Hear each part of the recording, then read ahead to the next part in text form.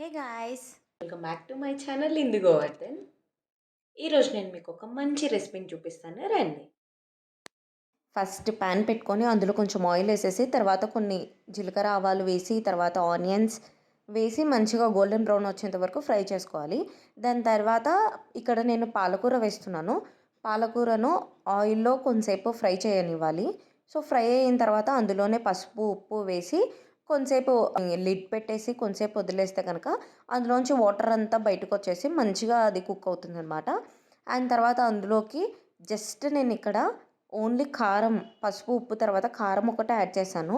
If in case మీకు ఇంకా ఒకవేళ టేస్ట్ ఇంకా బాగా మంచిగా ఉండాలి అని అంటే ఉల్లిపాయలు ఉప్పు కారం యాడ్ చేసేసుకొని మిక్సీ చేసేసుకొని అది వేసుకుంటే ఇంకా ఫ్లేవర్ అనేది సూపర్గా ఉంటుంది.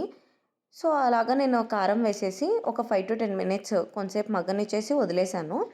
సో ట్రస్ట్ మీ, ఇది ఎవరైనా కానీ ఒక్కసారి వంట రాని వాళ్ళు కూడా ట్రై చేయండి. చాలా బాగుంటుంది. ఇది రైస్లోకైనా చపాతీలోకైనా రోటీలోకైనా దేంట్లోకైనా బాగుంటుంది.